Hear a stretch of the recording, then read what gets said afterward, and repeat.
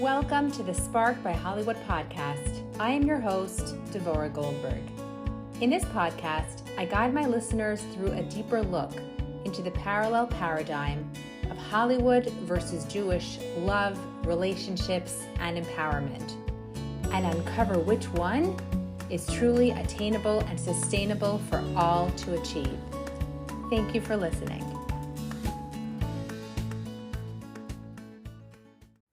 Welcome to the Spark by Hollywood podcast. Today's topic is titled F.R.I.E.N.D.S, the show that never got old. This podcast is all about shining the unique spark beyond the typical and traditional Hollywood love. I'm super excited about today's topic as we delve even deeper into the paradigm of Hollywood culture of love, relationships, and women empowerment. We're all familiar with Hollywood, right? We watch their movies, we follow their shows, and become quite obsessed with the daily lives of the actors and celebrities as well. The media, of course, loves to give us a constant paparazzi lens into their lives, into their relationships, and into their family dynamics. And because these celebrities are in the limelight, we follow them, and perhaps we may emulate them, thinking all the while that their model of love is what will create our very own Hollywood type dream life for ourselves.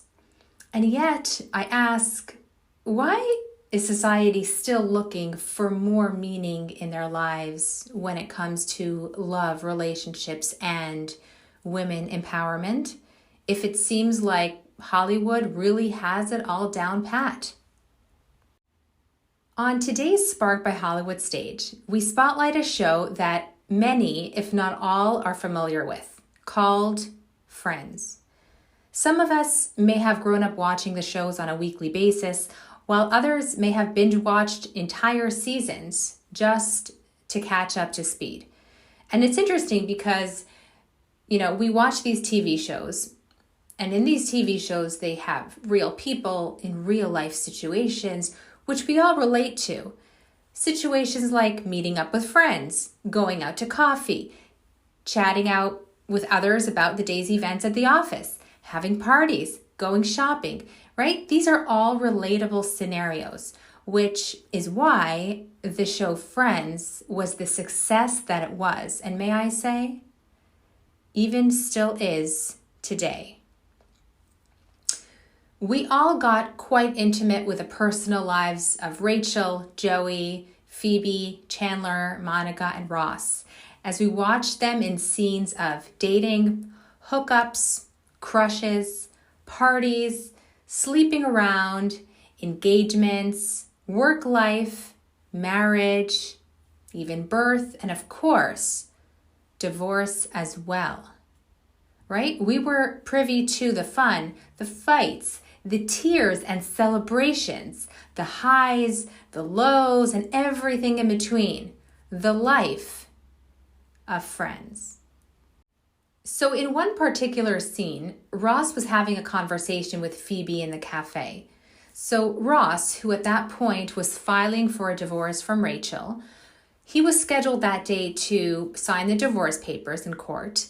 And what happened was, later on in the afternoon, we see him enter that famous cafe, and he sits down next to Phoebe, who's just sitting and enjoying a drink. So he looks at Phoebe and he said, "I never did it." "You never did what?" asked Phoebe. "I never went to the lawyer. Rachel and I are still married." "What?" she asked. "Why would you do that and lie to Rachel?" Ross answered, I just don't want to be the guy who was divorced 3 times. Who would ever want to marry me?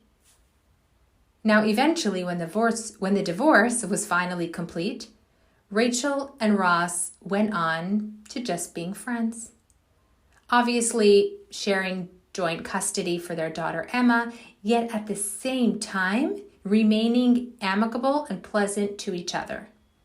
Seemingly, from the viewer's point of view, that's us, life went on as normal. They were friends, right? They started off by falling in love with each other. They got married, eventually got divorced, and eventually they just settled with friendship. What the show has portrayed over and over to us, to the audience, to the world, is the seemingly normal pattern of intertwined relationships. Dating friends, sleeping around, moving in with each other, and hoping to one day commit to marriage, only for there to be a high probability that it may end up in separation or divorce. All the emotional highs and lows that come with these relationships, though, seem to have become normalized because at the end of the day, everyone is friends. All is good. And yet, when we look more closely, this dogma is actually a detrimental paradigm for our society. Because what it really is a blur of rules. No real definition of what a friend is, what a relationship is, what dating is, what marriage is, and how to keep it sacred and different from other relationships. What is the intent over here as we engage in all these relationships? What is the purpose that we're trying to accomplish? Are we just trying to have fun? Are we just waiting to see what happens and then hope that one day this friendship may turn into marriage? That, I don't know, that just doesn't sound intentional to me. An intentional guideline is a clear definition as to what is casual friendship, what is dating, what is marriage, and what do I have to do to keep it sacred and long-lasting? So when we end up defining these different relationships, I believe that we as a society will see more success. So again, we can watch the show Friends, or in general, we can turn to Hollywood paradigm of friendships, dating, marriage, etc., and see how they are all intertwined with one another. Or we can turn to Judaism and see how it clearly defines these roles. The premise of this podcast and the point that I bring out in episode after episode is that Judaism and Hollywood actually agree on all these core concepts. They both see value in friendships, they both see a need for marriage, and the benefit for both men and women in a married role. Yet Judaism helps us out just a little bit more. Judaism provides us with guidelines which allow us to navigate both relationships on very different spectrums.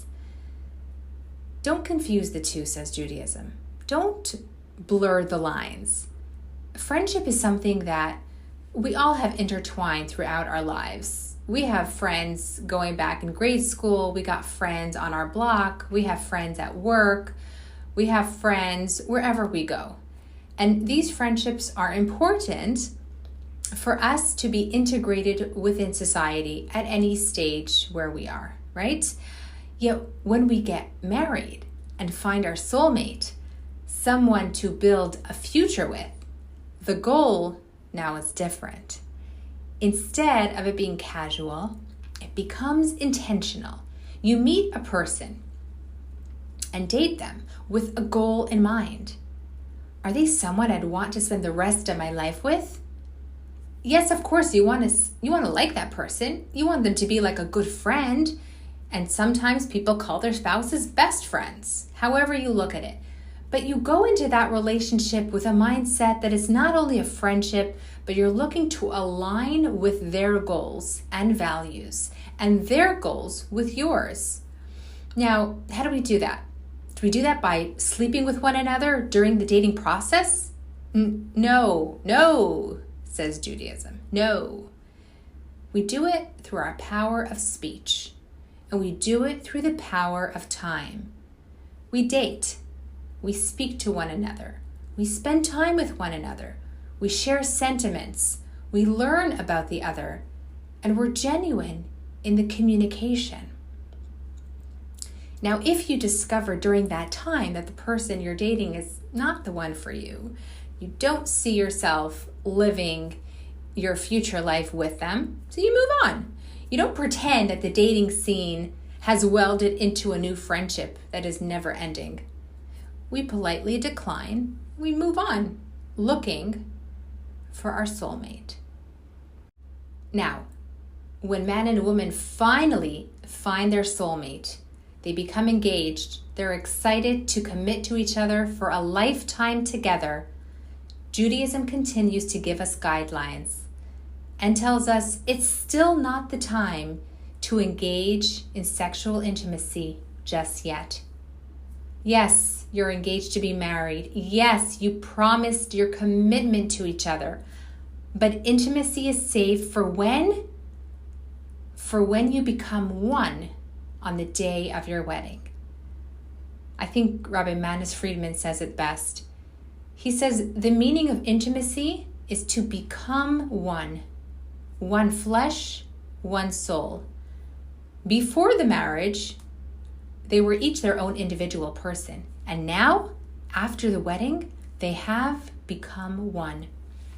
So this union of man and woman in marriage is sacred. It's holy. One that's to be valued. One that's to be revered. And we keep it revered by making sure that we're not casually available to just anyone. Not before marriage, and not once we're committed to our spouse. How's that? Before our marriage, we make it clear that whether it's a friendship, whether it's a coworker, a boss, or a new friend that you've met on the cruise, we make it clear I'm not engaging in casual sex. I'm not sleeping around. Even though it's completely accepted in the Hollywood culture, I'm saving my intimacy for my marriage. For the right time, for the right person. And guess what? He's saving it for me too. Do I know who he is right now? Maybe, maybe not. Maybe we found each other as soulmates. Maybe not yet. Maybe we're still searching. But we have the same values and we will find each other. And here we see clear guidelines. Here we see the very defined roles that Judaism has set out for us. And once we're married, we make it equally clear.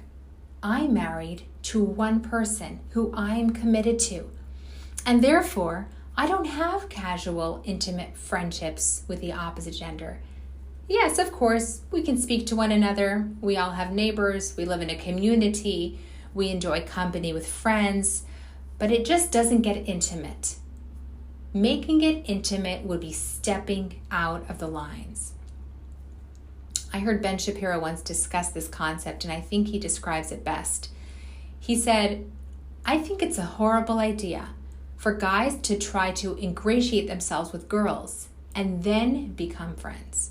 And then maybe we'll see where this goes. He says, you could invest an awful lot of time in building up to a relationship that you're not particularly interested in because it turns out that you're not romantically interested. And it creates an awful lot of tension between both parties.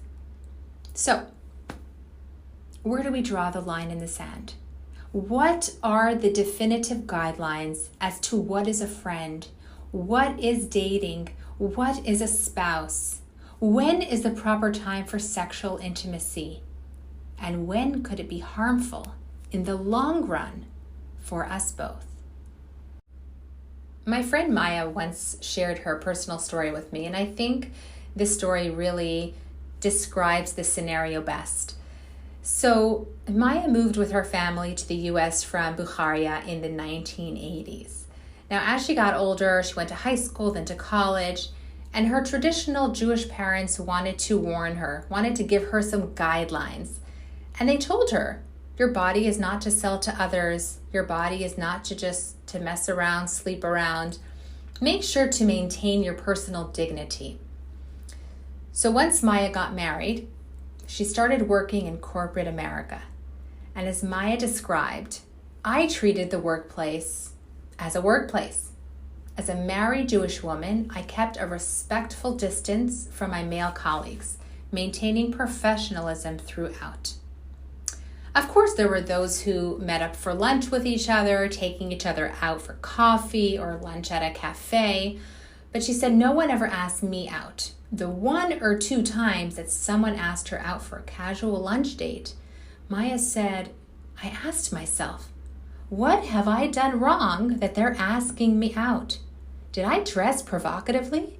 Did I say something which caused them to be attracted to me unnecessarily? In my mind, said Maya, there was a distinction between me and them. I'm a woman who's married and faithful to my husband. My attraction belongs to him, and his attraction belongs to me. If someone else is even merely asking me out for coffee, then they like something about me. There must have been something that I have done to provoke it. And that, in her eyes, is wrong. Now, clearly, Maya was demonstrating in her very strong feminine role, her strong value for marriage, and its distinction from her coworkers and other friendships. It's interesting because I heard a story once of a dating couple who came to a therapist for counsel. They weren't sure where their relationship was going, and they were kind of looking for direction. So the therapist asked them, are you currently sexually active? Of course, they said. They're smiling, holding hands, rubbing backs. Of course. We're a couple, we're dating.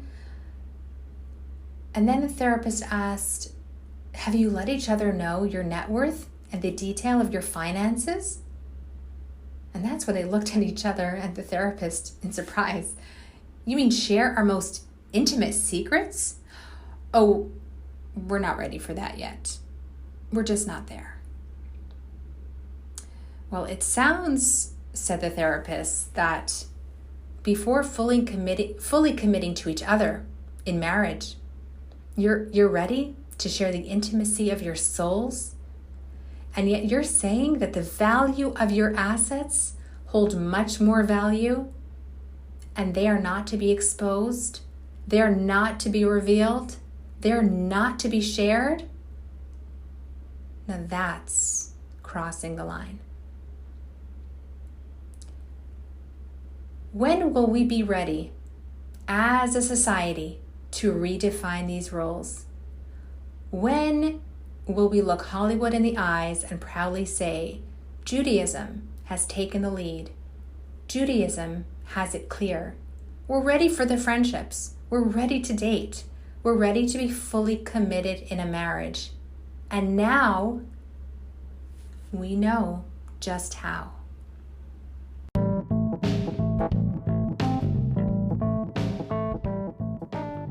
Thank you for joining me for today's episode. If you are loving the Sparked by Hollywood podcast, I would love if you can do 2 things for me. Number 1, subscribe to this podcast to ensure that you never miss an episode. Number 2, please rate and leave your review so that others like yourself will be able to find this podcast and enjoy it as well. And finally, I'd love to hear from you. Send me your feedback, your comments, your questions, even your aha moments to info@sparkedbyhollywood.com. We'll catch up in the next episode.